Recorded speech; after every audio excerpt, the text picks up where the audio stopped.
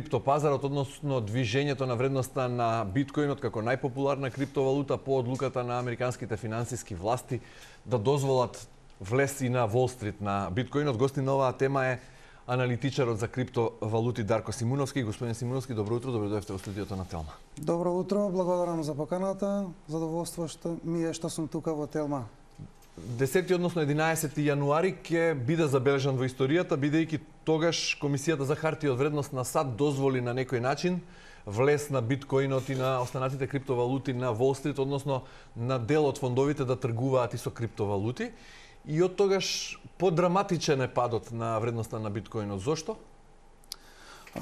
Точно така, како што рековте, од 11 јануари беше историски момент за криптоиндустријата, поконкретно за биткоин како водечка криптовалута, затоа што сега за прв пат биткоин ќе биде достапен ширум светот за сите институционални инвеститори во светот. Така да тоа веќе влагаме од еден пазар каде што беше воден главно од физички лица, ритейл сел, сега исто така ќе биде достапен на институциите, што е навистина многу битен момент. И што се однесува за цената што спомнавте, биткоин од сите финансиски класи на средства има најсилен перформанс. Во споредбено за една година биткоин од последното беше веќе 150% е во плюс. За во последниот месец од 12 декември е на најниско ниво денеска вредноста. Зошто? За овој месец зборуваме. Да, така, од 12 декември до сега најниско ниво денес бележи вредноста на биткоин. Така, како што реков, за секое финансиско средство, за да видиме која е вредноста негова, ние ги гледаме перформансите во еден подолг период. Така да не би било фер да се суди само на едно мала консолидација. Моментално имаме консолидација затоа што цената што веќе се крена преходно, имавме некаде стигнавме до $48,000 по еден биткоин. Таа цена што замине нагоре, тоа беше истите тие институционални инвеститори што купуваа биткоин за подготовка на ETF биткоин, односно фондовите на биткоин, за да може да ги купат и да ги имаат на располагање за инвеститорите. Да, но зошто таа одлука од 11 јануари, 11 дена подоцна, наместо ветер в грб да му даде на раст, на поголема побарувачка на биткоин и останати криптовалути, се случува обратен процес. Како се објаснува тоа? Да, тоа е техничка работа затоа што Grayscale, што имаше најмногу биткоини купено, моментално на нивниот ETF фонд не функционираат најдобро затоа што имаат високи физ, земаат 1,5%. За разлика пример на ETF на BlackRock имаат 0,25%. Се уште е нејасно, јас тоа што гледав последното интервју на нивниот менаџер на Grayscale, тие стојат уште на нивните 1,5%, што е мислам дека е дефинитивно многу големи физ за еден ETF фонд. И сега моментално Grayscale во овој период веќе продава биткоини и така да тоа придонесува за цената малку да оди долу, има притисок, али сепак тоа е еден вид на консолидација на пазарот пред да оди нагоре. И ова сакав да го спомнам. Биткоин ETF, фондовите на биткоин, од која излегоа, веќе го срушија рекордот на среброто. Среброто во ETF има околу $11,5 милиарди капитал. Биткоин само за една недела веќе стигна на $27,5 милиарди маркет капитализација. Моментално златото е $96 милиарди маркет капитализација во ETF фондови. И мислам дека овие 96 од златото од биткоин, од страна на биткоин ќе бидат поминати во наредните неколку месеци. Следен таргет е златото, значи. Дефинитивно, да се помине ETF златото. И покрај ваквите оптимистички прогнози кои вие ги давате, во соопштението на Американската комисија за хартија од вредност, каде дозволува некои фондови во Америка да тргуваат со криптовалути, се чувствува тој презир кон криптовалутите и натаму. Со оние апели до приватните инвеститори да бидат многу внимателни кога станува збор за трговија со криптовалути. Зошто се уште голем степен на недоверба на финансиските власти во САД кон криптовалутите и кон биткоинот особено? Таа иста недоверба гледавме пред 20 на години кога технолошките акции на одредени фирми се појавија на почетокот, луѓето беа скептици. Тоа е нормална и природна работа и тој процес е нормален кога излага една нова технологија, кога одиме во една широка, масовна, институционална адаптација и нормално е дека ќе има еден мал степен на скептицизам, но меѓутоа со тек на време, како се повеќе луѓе се едуцираат и се повеќе луѓе го разбираат биткоин како функционира, така да само довербата на самите инвеститори, вклучувајќи и на институционалните инвеститори, ќе расте, а со тоа и инвестирањето во овие финансиски средства, затоа што криптовалутите спаѓаат во нова класа на финансиски средства. Јас тоа го пишав и во книгата Фундаменти на криптоиндустријата. Сепак ние имаме еден вид на нова класа на финансиски средства. Така да треба еден период каде што треба да дојдеме до една масовна едукација за се повеќе луѓе да ги разберат ова класа на средства. Меѓутоа, по оној драматичен пат од таа максимална вредност на цената на биткоинот до оние повторно минимални 15.000 или 16.000 во ноември 2021 кога почна финансиската, енергетската и воено-безбедносна криза во светот, се чинеше дека неповратно е загубена довербата во биткоинот и во другите криптовалути, особено тие беа нели и мета и се уште се и натаму слушаме за огромни суми испрани пари, омилена валута на криминалците. Значи, остануваат криптовалутите пожелна алатка или метод, начин да се перат пари. Дали неповратно не е загубена довербата? Кој се уште верува дека биткоинот еден ден повторно ќе урива рекорди и дека тоа е добар начин да се инвестира или да се заработат пари? Секој еден што се едуцирал за биткоин, за таа класа на финансиски средства, секој верува. Не постои човек што се едуцирал на таа тема и да не верува. Но зошто не држи аргументот дека криптовалутите се најповолен начин за перење пари? Не, апсолутно не, затоа што ние уште гледаме пример последно кредит ЗУС пред да пропадне банката швајцарска, ние излегоа скандалите каде што се переа пари преку банката, така да за тие што се нечесни играчи секогаш ќе има некаков виден инструмент. Така да би било многу нефер да го обвинуваме самата технологија, да обвинуваме затоа што има некои валкани играчи. Валкани играчи има и во традиционалните финансии, во банкарските системи, но тоа не значи дека тие сами по себе се такви коруптивни. Значи тоа е еден вид на технологија. Меѓутоа, криптовалутите се валута кој никој не ги контролира. Нема централна банка, нема начин да се следи текот на парите и веројатно поради тоа се уште поподатни за криминалците и за финансиски измами. Тоа што никој не ги контролира, тоа е еден голем плюс и бенефит за нас човештвото. Само предност е, не и слабост? Пред се предност затоа што ние во таа ситуација имаме отворен финансиски пазар, затоа што јас имам изучувано доста австријска економија, таа е базирана на слободни пазари. Слободните пазари самите си го диктираат темпото и цената на производите и на се што се случува.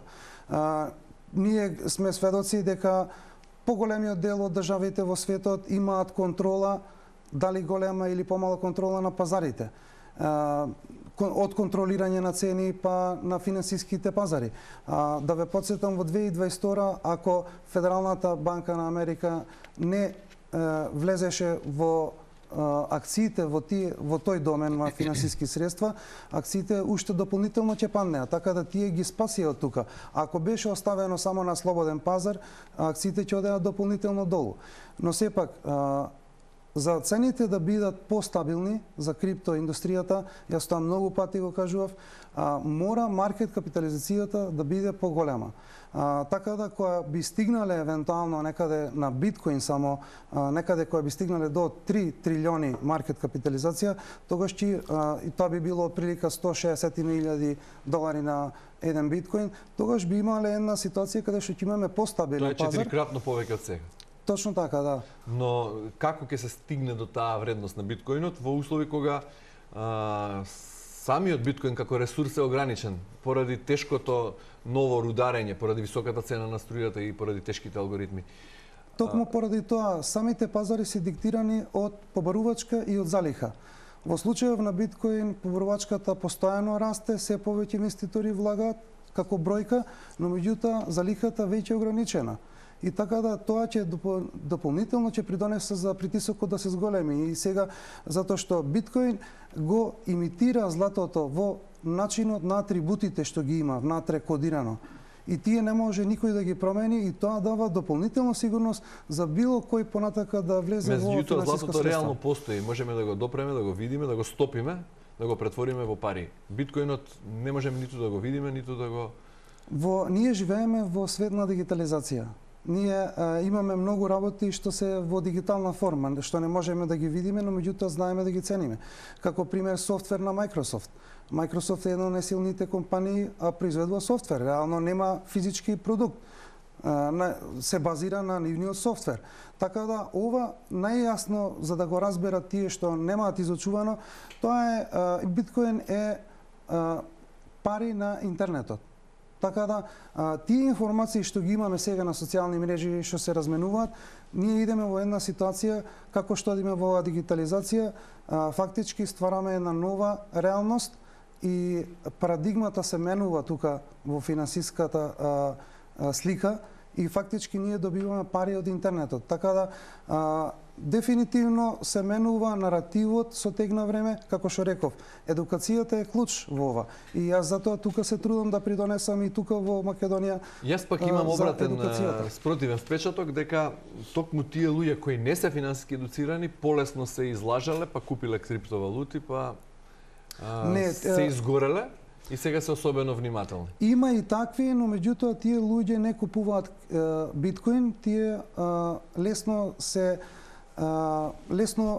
можат да бидат измамени од секакви измамници. Денешно време преку интернет има многу интернет измами на секаков начин, вклучувајќи и во крипто, но меѓутоа како што кажав, како што и вие спомнавте, тие неедуцирани луѓе влагаат во такви несигурни води и обично ги губат парите. Но каде во Македонија може на сигурен, лесен и безбеден пред се начин да се купат криптовалути? Кога не е официјално и покрај тоа што законите беа подготвени, се уште таа сфера не е регулирана.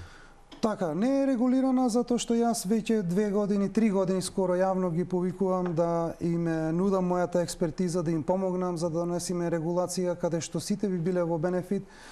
Се уште не се работи во тој поглед за жал, така да ако се направат одредени регулативи, сите ќе бидеме во добивка, пред се и државата ќе има дополнително. Тоа значи дека во овој момент не може да се безбедно да се инвестира во крипто? Во овој момент ние сме како сива економија во криптоиндустријата. За жал во Македонија.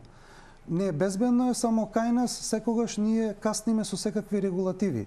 И најверојатно наредни регулативи што би ги донесле, најверојатно ќе бидат некои копи-пейст верзии на европските регулативи што веќе ги имаме и требат во јуни ова година да стапат во сила. И тие се многу јасно регулирани дека самото крипто, биткоинот се посебна финансиска класа на средства, така да можат и фирми и компании да ги тргуваат и да прават размена меѓу себе.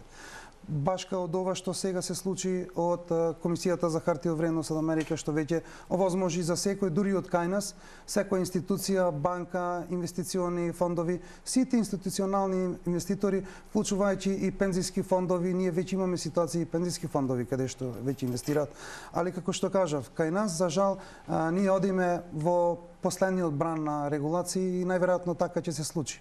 Дали вредноста на криптовалутите е обратно пропорционална од цената на енергенсите? Дали како ќе расте или ќе паѓа цената на струјата на светските берзи, ќе се во обратна насока ќе се движат цените на криптовалутите? Или не морат, не се толку условно поврзани? Не се поврзани затоа што скоро сите криптовалути, 99% и можеби и повеќе од криптовалутите не користат електрична енергија како што е во случајот со биткоин. Нема мајнирање, нема таков процес.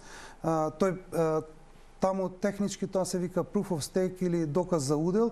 Значи тоа значи кој колку што има удел станува валидатор во мрежата. За разлика кај биткоин, тука веќе имаме каде што треба моќ на компјутери да се за пресметка и да се мајнира, односно популарно да се рудари. А моментално 60% од целата енергија што се користи во рударење на биткоин веќе доаѓа од обновливи извори. Така да, дефинитивно тоа нема никаква поврзаност. Што се однесува до струјата, цената, јас мислам дека дополнително ќе се качува. Веќе видовме ние големи покачувања, затоа што енергетски Европа е сиромашна. Така да, сето тоа е поврзано и уште еднаш, зошто не можеме да видиме на експлозија на позитивна експлозија на финансиските пазари, вклучувајќи и на крипто, е затоа што имаме ние многу неповолна макроекономска слика. Меѓутоа берзите во САД растат. Wall Street доживува невидени индекси во услови на финансиска и економска криза, а криптовалутите паѓаат. Акциите исто така, да ве потсетам, се крева пред да паднат во 2008. Секогаш тоа било таква ситуација. Ако гледаме макроекономските индикатори, секогаш кога имало покачување на каматни стапки, тоа е дефинитивно погубно за фирмите, за поголемите фирми.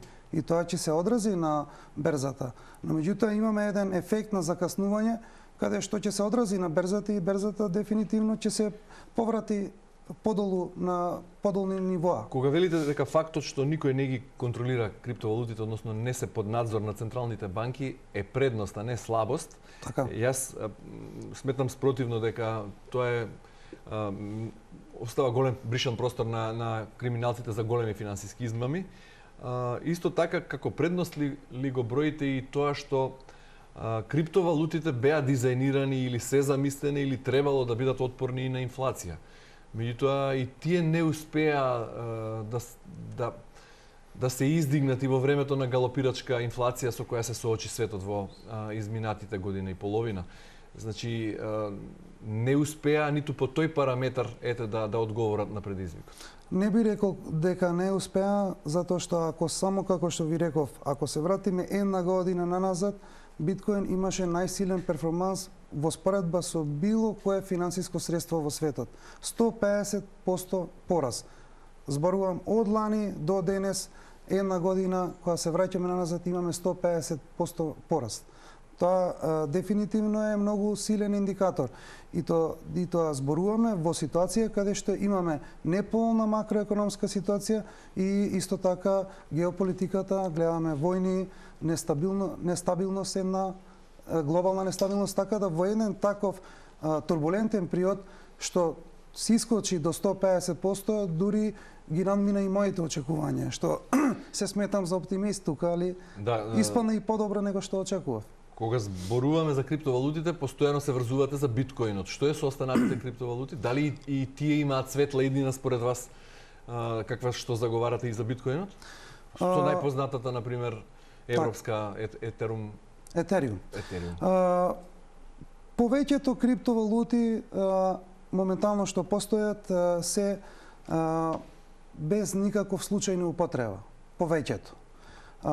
Има премногу луѓе што сакаат едноставно да земат, да бидат во чар со тоа што на некој начин ги манипулираат неедуцираните инвеститори да инвестираат во едни такви, има доста безвредни проекти.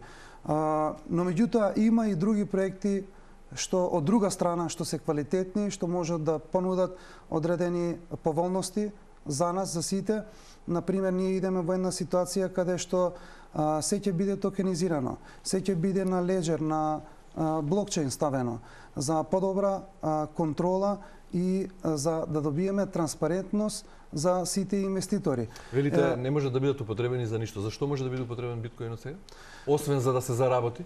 Биткоинот е единствено нешто во светот што кога го поседуваш не може никој да ти го одземе. Биткоин е единствено финансиско средство каде што сопственикот на биткоин е во 100% контрола. Но зашто може да биде употребен биткоинот освен за инвестиција, односно за надевање дека за некој период ќе се заработат пари?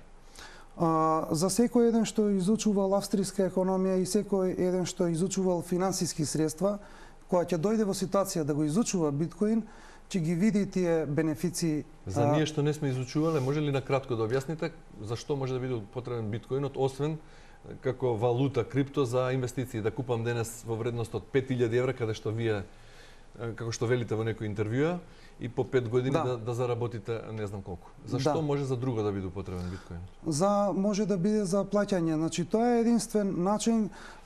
Биткоин представува финансиско средство, представува имот, представува платежна валута, има многу бенефиции, има многу карактеристики што се посебни за биткоин.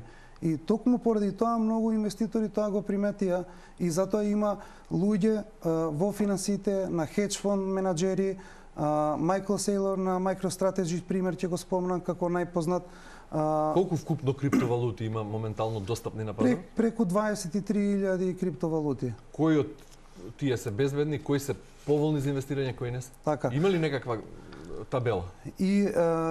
Има, но меѓутоа, како што кажав, мора да се изучува. Затоа јас во книгата моја ги опишав прво кои се класификации на криптовалути. Имаме криптовалути што служат за плаќање, криптовалути што има своја инфраструктура со паметни договори, каде што имаме еден цел екосистем и различни начини на употреба, и исто така криптовалути што презентираат одредени апликации изградени од озгора на блокчейн. Така да имаме три главни класификации во криптовалутите. Но меѓутоа имаме криптовалути, пример, како Shiba Inu, што немаат никаква вредност, но меѓутоа луѓето сакаат да шпекулираат и се уште има средства што се вртат во такви криптовалути. Но меѓутоа, како што рековме, на пример, биткоин, етериум, покадот, тие што носат решенија, конкретни решенија, софтверски, нови пронајдоци, да речам, на еден вид на функционирање, така да таквите криптовалути со тек на време ќе си одат нагоре во цената. Штом сте волку голем непоправлив оптимист во однос на иднината на криптовалутите, може ли да прогнозирате која би била вредноста на биткоинот до крајот на годината или по 5 години од сега, например? Ова година биткоин ќе го сруши веќе преходниот рекорд од $70,000. За наредната година очекувам максималната бројка да стигне од $130 до $137,000 за еден биткоин во 2025. Во наредните 5 години еден просек што го очекувам е некаде $500,000 за еден биткоин. Добро, значи ве држам за збор, ќе ве поканам во декември годинава да ги видиме вредностите на криптовалутите и во меѓувреме ќе очекуваме регулација на пазарот на оваа сфера и во Македонија. Јас им стојам на располагање да им помогнам за регулација. Господин Симилски, ви благодарам за гостувањето во утринската на Телма. Ви благодарам.